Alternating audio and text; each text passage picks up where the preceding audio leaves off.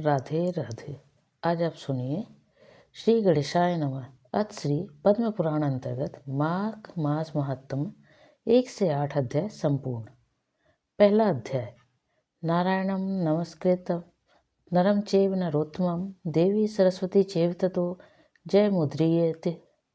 अर्थात सारे संसार के कर्ता श्री भगवान विष्णु, माता लक्ष्मी और देवी सरस्वती तथा श्री गुरुदेव बृहस्पति जी के चरण कमलों में नमस्कार करके मैं इस माघ मास महात्म का वर्णन करता हूँ। एक समय श्री सूत जी ने अपने गुरु श्री व्यास जी से कहा, हे आदरणीय गुरुदेव, कृपा करके आप मुझ में माघ मास का महात्म कहिए, क्योंकि मैं आपका शिष्य हूँ।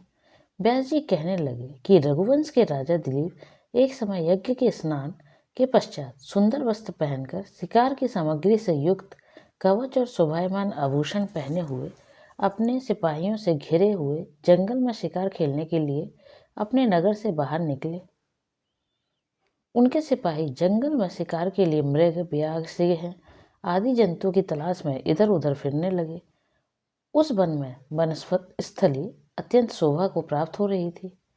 वन में कहीं वृक्षों पर मोर नाच रहे थे, कहीं कहीं मृगों के झुंड फिरे थे, कहीं गीदड़ अपना भयंकर शब्द कर रहे थे, कहीं गैंडों का समूह हाथियों के समान फिर रहा था, कहीं वृक्षों के कोटरों में बैठे हुए थे उल्लू अपना भयानक शब्द कर रहे थे, कहीं सिंहों के पद चिन्हों के साथ घायल मृगों के रक्त से भूमि लाल हो रही थी, कहीं दूध से भरी थनों वाली सुंदर भैंसें फिर रही थी, कहीं पर गंधित पुष्प हरी हरी लताएं वन को शोभा को बढ़ा रही थी, कहीं बड़े बड़े पेड़ खड़े थे तो कहीं पर उन पेड़ों पर बड़े बड़े अजगर और उनकी केचुलियां भी पड़ी हुई थी।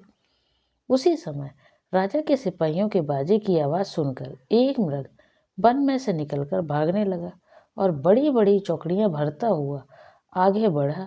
राजा ने उसके पीछे अपना घोड़ा दौड़ाया, परंतु मृग पूर्ण शक्ति से भागने लगा।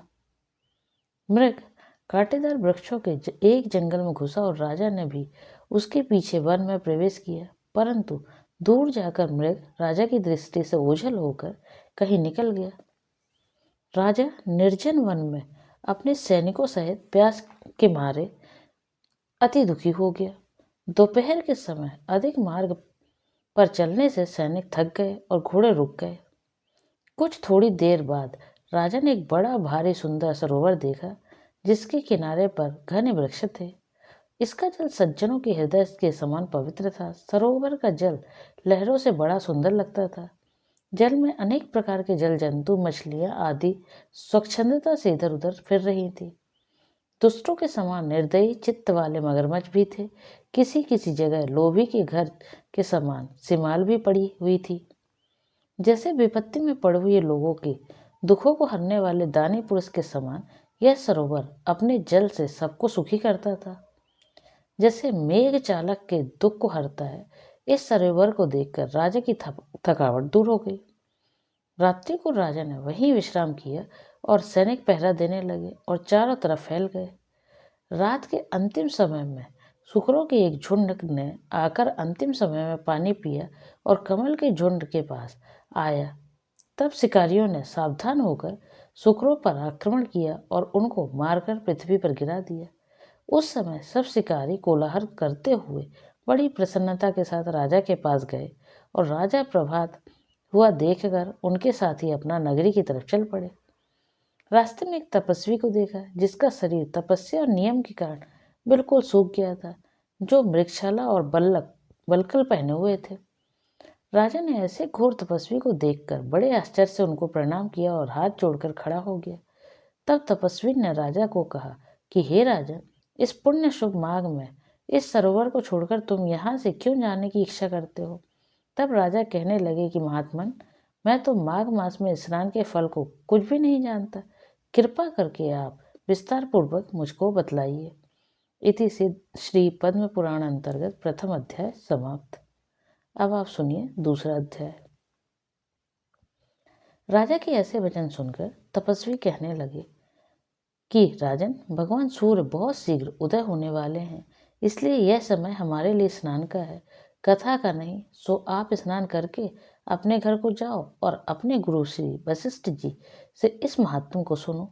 इतना कहकर तपस्वी सरोवर में स्नान के लिए चले गए और राजा भी विधि पूर्वक सरोवर में स्नान करके अपने घर लौटा और रनिवास में जाकर तपस्वी की सब कथा रानी को सुनाई। तब सूत जी कहने लगे कि महाराज, राजा ने अपने गुरु वशिष्ठ जी से क्या प्रश्न किया और उन्होंने क्या उत्तर दिया, सो कहिए। व्यास जी कहने लगे, हे सूत जी, राजा दिलीप ने रात्रि को सुख से सोकर प्रातः समय ही अपने गुरु वशिष्ठ के पास जाकर उनके चरणों को छूकर प्रणाम करके नम्रता से पूछा कि गुरुजी, आपने आचार, नीति, राज्य धर्म तथा चारों वर्णों के को चारों आश्रमों की क्रिया, दान और उनके व्रत विधान, यज्ञ और उनकी विधियां, वन, उनकी प्रतिष्ठा तथा भगवान विष्णु की आराधना बतलाई है। परंतु अब मैं आपसे माघ मास के स्नान के महत्व को सुनना चाहता हूँ। सो हे तपोधन, नियम पूर्वक इसकी विधि समझाइए। गुरु वशिष्ठ जी कहने लगे कि हे राजन, तुमने दोनों लोकों के कल्याणकारी वनवासी तथा गृहिणियों के अंतःकरण को पवित्र करने वाले माघ मास में स्नान का बहुत सुंदर प्रश्न पूछा है। मकर राशि में सूर्य के आने पर माघ मास में स्नान का फल गौ, भूमि, तिल, वस्त्र, स्वर्ण, अन्न, घोड़ा आदि दानों तथा चंद्रायण और ब्रह्मकुड़ व्रत आदि से भी अधिक होता है।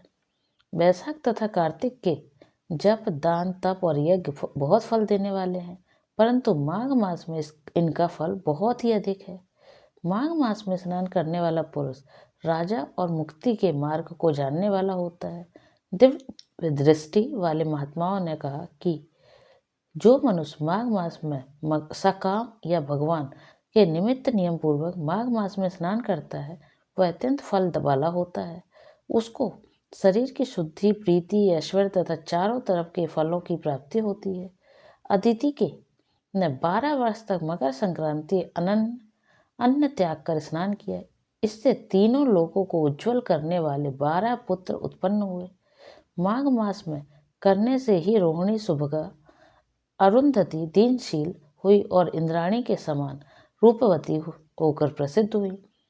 जो माघ मास में स्नान करते हैं तथा देवताओं के पूजन में तत्पर रहते हैं, उनको सुंदर स्थान, हाथी और घोड़ों की सवारी तथा दान को द्रव्य प्राप्त होता है और अतिथियों से उनका घर भरा रहता है।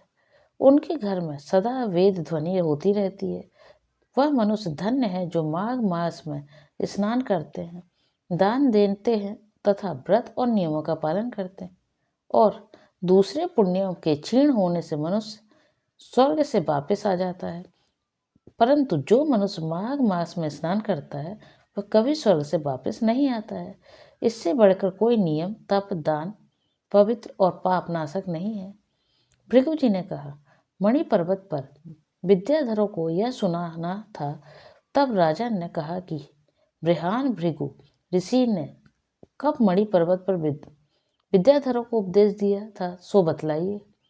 तब ऋषि जी कहने लगे कि हे राजन, एक समय 12 वर्ष तक वर्षा न होने के कारण, सब प्रजा क्षीण होने के कारण संसार में बड़ी उद्विग्नता हो गई।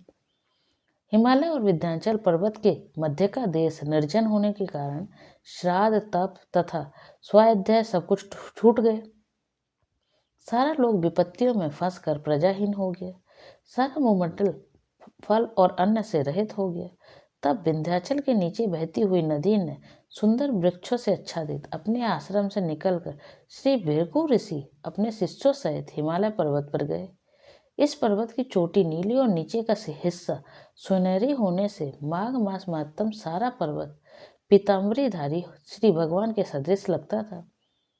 पर्वत के बीच का भाग नीला और बीच बीच में कहीं कहीं सफेद स्फटिक होने से तारों से युक्त आकाश जैसी शोभा को प्राप्त होता था।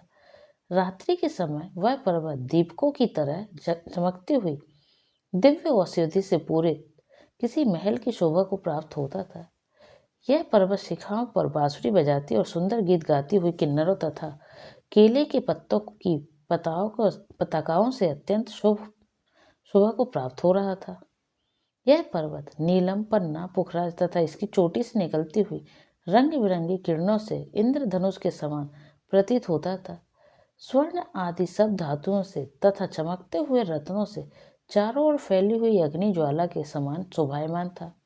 इसकी कंदराओं के में काम पीड़ित विद्याधरी अपने पतियों के साथ आकर रमण करती हैं और गुफाओं में ऐसे ऋषि मुनि जिन्होंने संसार के सब क्लेशों को जीत लिया है रात दिन ब्रह्मा का ध्यान करते हैं और कई एक हाथ में रुद्राक्ष की माला लिए हुए शिव की आराधना में लगे हुए हैं। पर्वत के नीचे भागों में जंगली हाथी अपने बच्चों के साथ खेल रहे हैं तथा कस्तूरी वाले रंग बिरंगे मृगों के झुंड इधर उधर भाग रहे हैं। यह पर्वत सदा राजहंस तथा मोरों से भरा रहता है, इसी कारण इसको हेमकुंड कहते हैं। यहाँ पर सदैव ही देवता गुहाक और अप्सरा निवास करती हैं। इति श्री पद्म पुराण अंतर्गत द्वितीय अध्याय समाप्त। तीसरा अध्याय। तब राजा दिलीप कहने लगे कि महाराज, यह पर्वत कितना ऊंचा और कितना लंबा चौड़ा है। तब वशिष्ठ जी कहने लगे कि 36 योजन ऊंचा, ऊपर चोटी से 10 योजन चौड़ा और नीचे 16 योजन चौड़ा है, जो हरी, चंदन, आम, मदार, देवदारू और अर्जुन के वृक्षों से सुशोभित है। दुर्भिक्ष से दुखी होकर ये इस सुंदर पर्वत को और फल फूलों से परिपूर्ण हो देखकर भृगु वहीं रहने लगे और वहां पर कंदराओं वनों और उपवनों में बहुत दिनों तक तप करते रहे। इस प्रकार जब भृगु ऋषि वहां पर अपने आश्रम पर रहते थे तो एक विद्याधर अपनी पत्नी सहित उतरा। वह अत्यंत दुखी थे।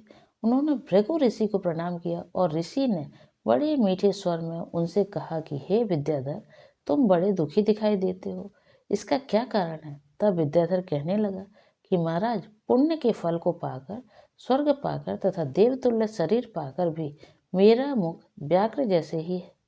यही कारण मेरे दुख और अशांति का है। ना जाने किस पाप का फल है। मेरे चित्त की व्याकुलता का दूसरा कारण भी सुनिए।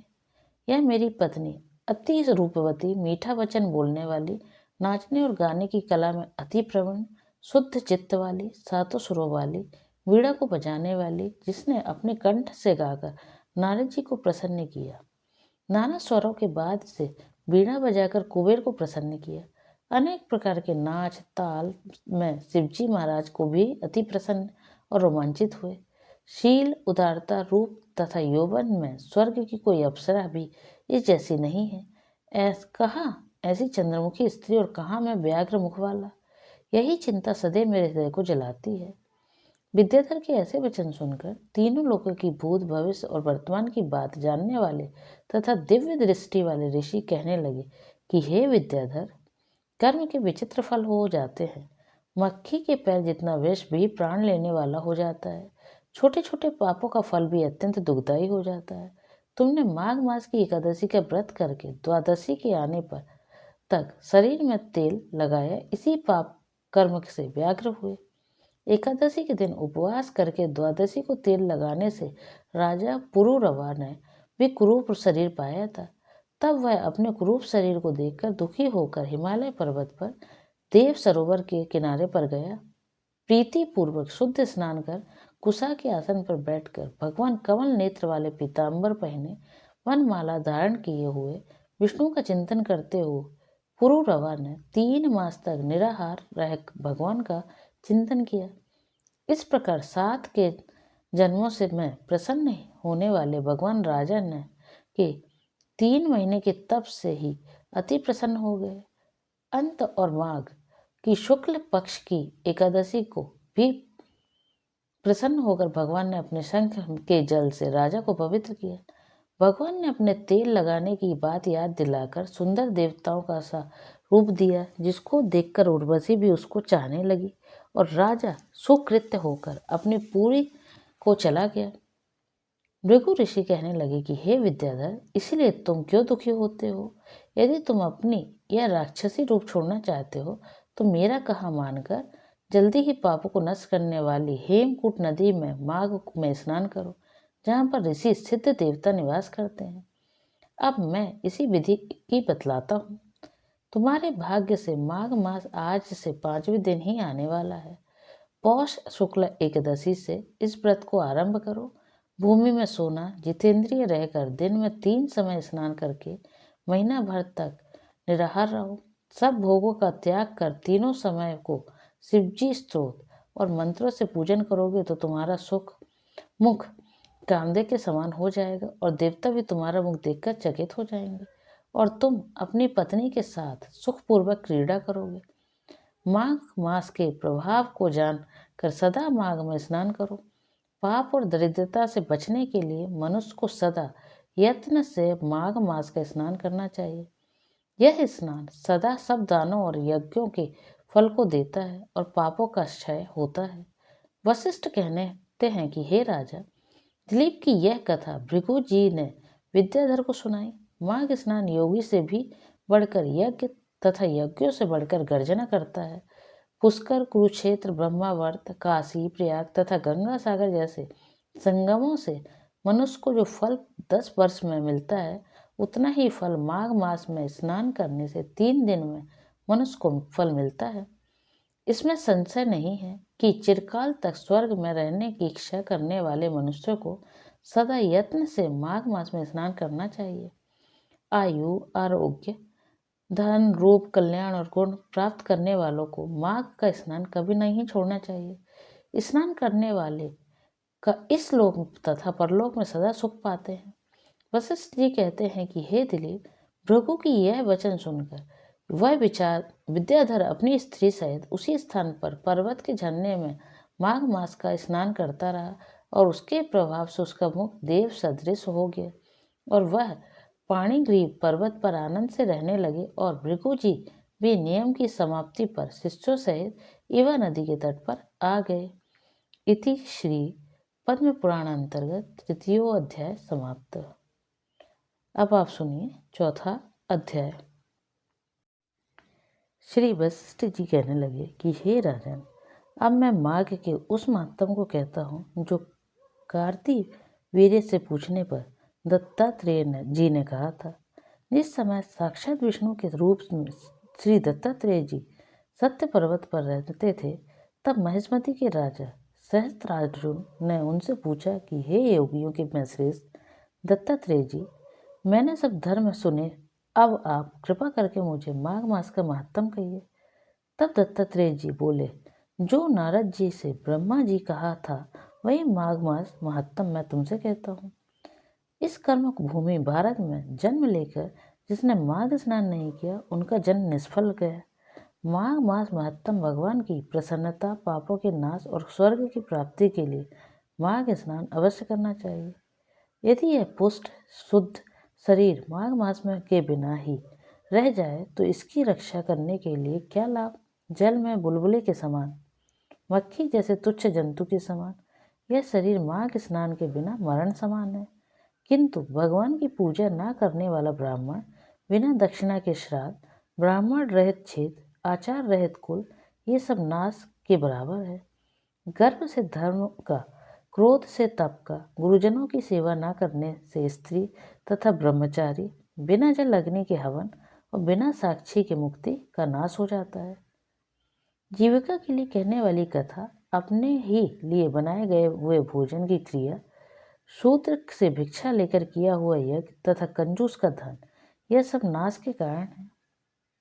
बिना अभ्यास और आलस्य वाली विद्या, असत्य वाणी, विरोध करने वाला राजा, जीविका के लिए तीर्थ यात्रा, जीविका के लिए व्रत, संदेह युक्त मंत्र का जप, व्यग्र चित्त होकर जप करना, वेद न जानने वाले का दान देना, संसार में नास्तिक मत ग्रहण करना, श्रद्धा बिना धार्मिक क्रिया, यह सब व्यर्थ है।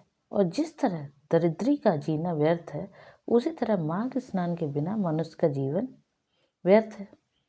ब्रह्माघाती, सोना चुराने वाला, मदिरा पीने वाला, गुरु पत्नीगामी और इन चारों की संगति करने वाला माघ मास स्नान से पवित्र होता है। जल कहता है कि सूर्योदय से पहले ही जो मुझमें स्नान करता है, मैं उसके बड़े से बड़े पापों को नष्ट करता हूँ। महापातक भी स्नान करने से भस्म हो जाते हैं। माघ मास के स्नान का जब समय आ जाता है तो सब पाप अपने नाश से के भय से कांप जाते हैं। जैसे मेघों से युक्त होकर चंद्रमा प्रकाश करता है, वैसे ही श्रेष्ठ मनुष्य माघ में स्नान करके प्रकाशमान होते हैं। काया, वाचा, मनसा से किए हुए छोटे या बड़े का, नए या पुराने सभी पाप स्नान में से नष्ट हो जाते हैं। आलस्य में बिना जाने जो पाप किए हो वह भी नाश को प्राप्त होते हैं। जिस तरह जन्म जन्मांतर के अभ्यास से आध्यात्मिक ज्ञान की प्राप्ति होती है, उसी तरह जन्मांतर अभ्यास से ही माघ स्नान में मनुष्य की रुचि होती है। यह अपवित्रों को पवित्र करने वाला बड़ा तप और संसार रूपी कीचड़ को धोने की पवित्र वस्तु है। हे राजन, जो मनवांछित फल देने वाला मास स्नान नहीं करते, वह सूर्य चंद्र के समान भोगों को कैसे भोग सकते हैं। इति श्री पद्म पुराण अंतर्गत चतुर्थो अध्याय समाप्त। अब आप सुनिए 5वां अध्याय। श्री दत्तात्रेय जी कहते हैं कि हे राजन, एक प्राचीन वृत्तांत सुनाता हूँ। भृगुवंशी में ऋषिका नाम की एक विधवा ब्राह्मणी थी, जो बाल्यकाल से ही विधवा हो गई थी। वह रेवा नदी के किनारे विंध्य पर्वत के नीचे तपस्या करने लगी। वह जितेंद्रिय, सत्यवक्ता, सुशील, दानशीलता तथा तप करके देह को सुखाने वाली थी। वह अग्नि में आहुति देकर उच्च वृत्ति द्वारा छठे काल में भोजन करती थी। वह बलकल धारण करती और संतोष से अपनी जीवन व्यतीत करती थी। उसे रेवा और कपिल नदी के संगम में 60 वर्ष तक माघ स्नान किया और फिर वहां पर भी मृत्यु को प्राप्त हो गई। माघ स्नान के फल से वह दिव्य 4000 वर्ष तक विष्णु लोक में वास करके सुंद और उपसुंद दैत्यों का नाश करने के लिए ब्रह्मा द्वारा तिलोत्तमा नाम की अप्सरा ब्रह्मलोक में उत्पन्न हुई। वह अत्यंत रूपवती, गान विद्या में अति प्रवीण और मुकुट कुंडल में से शोभायमान थी। उसका रूप, यौवन और सौंदर्य देखकर ब्रह्मा भी चकित हो गए। वह कुमारी तिलोत्तमा रेवा नदी के पवित्र जल में स्नान करके वन में बैठी थी। तब सुंदर और उपसुंद के सैनिकों ने चंद्रमा के समान रूपवती को देखकर अपने राजा सुंदर और उपसुंद से उसके रूप की शोभा का वर्णन किया और कहने लगे कि कामदेव को लज्जित करने वाली ऐसी परम सुंदरी स्त्री हमने कभी नहीं देखी। आप भी चलकर देखें। तब वे दोनों मदिरा के पात्र रखकर वहां पर आए जहां पर वह सुंदरी बैठी हुई थी, और मदिरा के पाने से विलहल होकर काम पीड़ा से पीड़ित हुए और दोनों ने ही आपस में उस स्त्री रत्न को प्राप्त करने के लिए विवादग्रस्त हुए और फिर आपस में युद्ध करते हुए वहीं समाप्त हो गए। तब उन दोनों को मरा हुआ वह देखकर उनके सैनिकों ने बड़ा कोलाहल मचाया और तब तिलोत्तमा काल रात्रि के समान उनको पर्वत पर से गिराती हुई 10 दिशाओं को प्रकाशमान करती हुई आकाश में चली गई और देव कार्य सिद्ध करके ब्रह्मा के सामने आई। तो ब्रह्मा जी ने प्रसन्नता से कहा कि हे चंद्रवंती, मैंने तुमको सूर्य के रथ पर स्थान दिया। जब तक आकाश में सूर्य स्थित है, नाना प्रकार के भोगों को भोगो।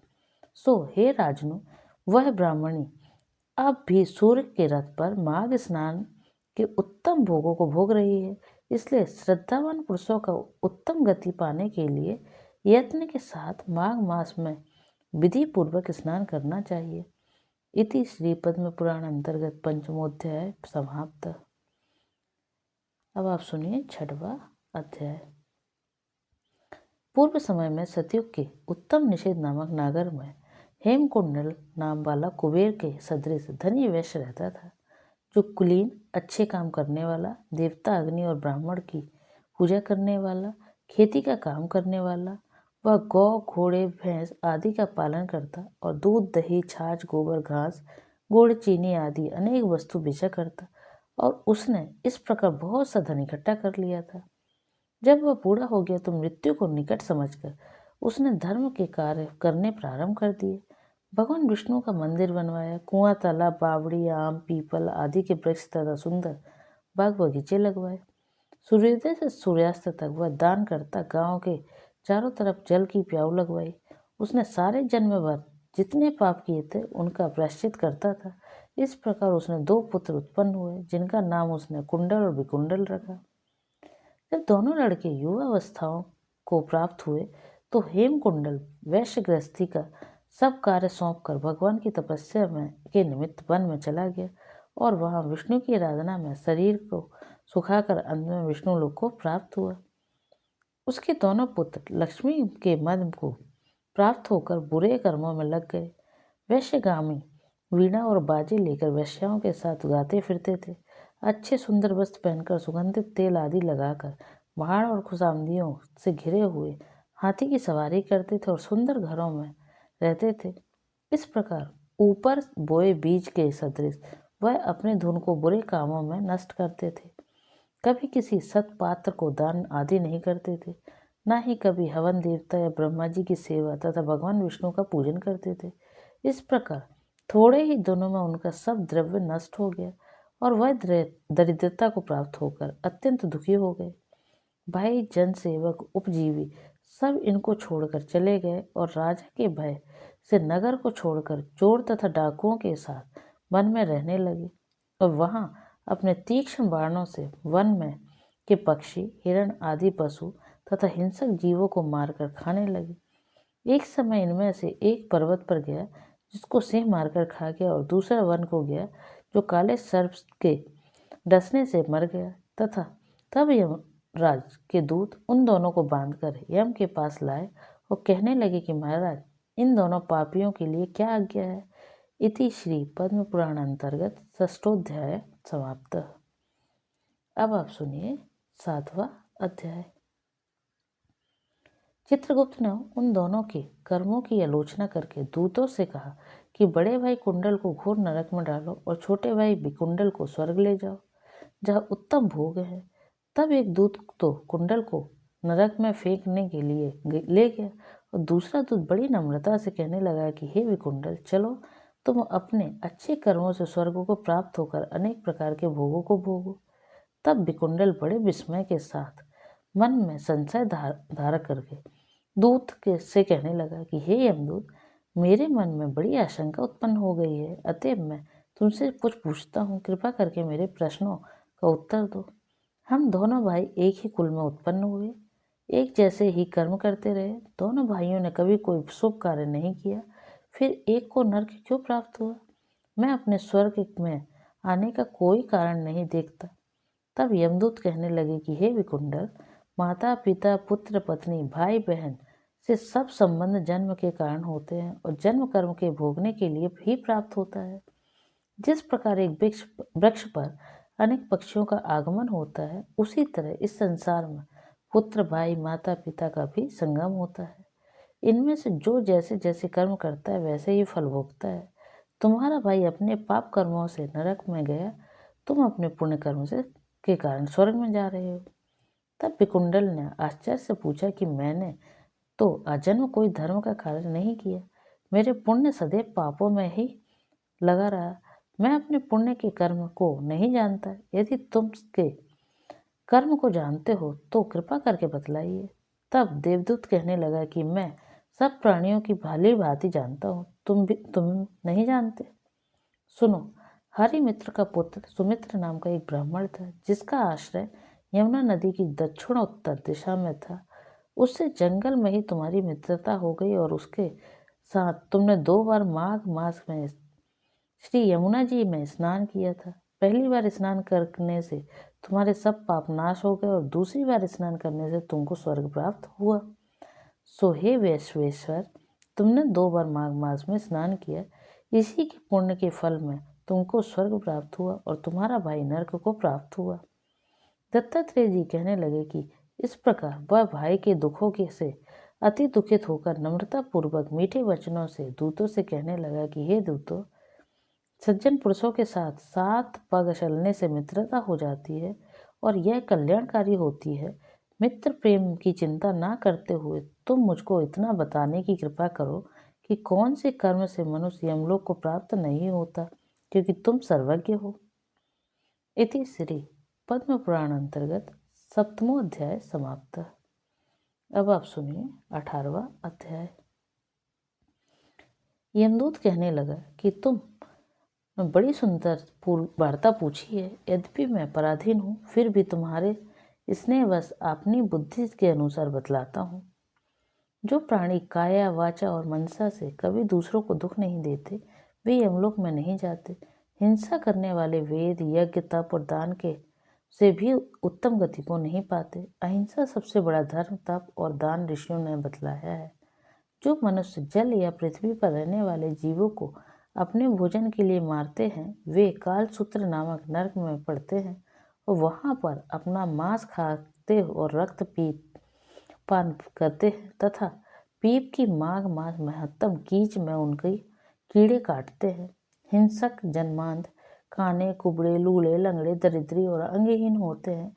इस कारण इस लोक तथा परलोक में भी सुख इच्छा करने वाले को काया वाचा तथा मन से दूसरों का द्रोह नहीं करना चाहिए। जो हिंसा नहीं करते उनको किसी प्रकार का भय नहीं होता। जिस तरह सीधी और टेढ़ी दोनों प्रकार की बहने वाली नदियां समुद्र में मिल जाती हैं, वैसे ही सब धर्म अहिंसा में प्रवेश कर जाते हैं। ब्रह्मचारी गृहस्थ वानप्रस्थी तथा यति सभी अपने अपने धर्म का पालन करने और जितेंद्रिय रहने से ब्रह्मलोक को प्राप्त करते हैं। जो जलाशय आदि बनाते हैं और सदैव पांचों यज्ञ करते हैं वे यमपुरी में नहीं जाते। जो इंद्रियों के वशीभूत नहीं हैं, वेदवादी हैं और नित्य ही अग्नि का पूजन करते हैं वे स्वर्गों को जाते हैं। युद्ध भूमि में जो सूरवीर जाते हैं वो सूर्यलोक को प्राप्त होते हैं। जो स्त्री शरण में आए हुए दो तथा ब्राह्मण की रक्षा के लिए प्राण देते हैं वे कभी स्वर्ग से नहीं लौटते। जो मनुष्य असहाय लोगों वृद्ध अनाथ तथा गरीबों का पालन करते हैं वे भी स्वर्ग में जाते हैं। जो जैसे मनुष्य गांवों के लिए पानी की व्यवस्था करते हैं तथा जो लोग कुआं तालाब और बावड़ी बनवाते हैं वे सदैव स्वर्ग में निवास करते हैं। जैसे जैसे जीव इनमें पानी पीते हैं वैसे ही इनका धर्म बढ़ता है। फल से ही मनुष्य को प्राण है, इसलिए जो प्याऊ लगाते हैं अक्षय स्वर्गों को प्राप्त होते हैं। बड़े बड़े यज्ञ भी वह फल नहीं देते जो अधिक छाया वाले वृक्ष मार्ग में लगाने से देते हैं। जो अच्छे और अच्छी छाया वाले मार्ग में वृक्षों को काटता है वह नरकगामी होता है। तुलसी का वृक्ष लगाने वाला सब पापों से छूट जाता है। जिस घर में तुलसी वन है वह घर तीर्थ समान है और उस घर में कभी यमदूत नहीं जाते। तुलसी की सुगंध से पितरों का चित्त आनंदित हो जाता है और वे विमान में बैठकर वैकुंठ विष्णु लोक को जाते हैं। नर्मदा नदी का दर्शन, गंगा स्नान और तुलसी दल का स्पर्श यह सब बराबर बराबर फल देने वाले हैं। हर एक द्वादशी को ब्रह्मा भी तुलसी का पूजन करते हैं। रत्न सोना फूल तथा मोती की माला के दाने का इतना पुण्य नहीं जितना तुलसी की माला के दाने का है। जो फल आम के 1000 और पीपल के 100 वृक्ष के लगाने से होता है वह तुलसी के एक वृक्ष के लगाने से होता है। पुष्कर आदि तीर्थ, गंगा आदि नदी, वासुदेव आदि देवता सब ही तुलसी में वास करते हैं। जो मनुष्य एक बार 2 या 3 बार रेवा नदी से उत्पन्न शिव मूर्ति की पूजा करता है अथवा स्फटिक रत्न से के पत्थर में आप निकले हुए तीर्थ में पर्वत या वन में रखी हुई शिव की मूर्ति की पूजा करता है और सदैव ओम नमः शिवाय मंत्र का जाप करता है वह यमलोक की कथा भी नहीं सुनते। प्रसंग शठता अभिमान या लोभ से शिव पूजा करने वाले भी यम द्वार नहीं देखते। शिव पूजा के समान पापों के नष्ट करने वाला तथा कीर्ति देने वाला लोक में और कोई काम नहीं है। जो शिवालय स्थापित करते हैं वह शिवलोक में जाते हैं। ब्रह्मा विष्णु तथा शिव का मंदिर बनाकर मनुष्य वैकुंठवासी होता है। जो भगवान की पूजा के लिए फलों को बाग लगाते हैं वे धन्य हैं। जो माता पिता देवता और अतिथियों का सदैव पूजन करते हैं वे ब्रह्मलोक को प्राप्त होते हैं। यति श्री पद्म पुराण अंतर्गत 8वां अध्याय समाप्त।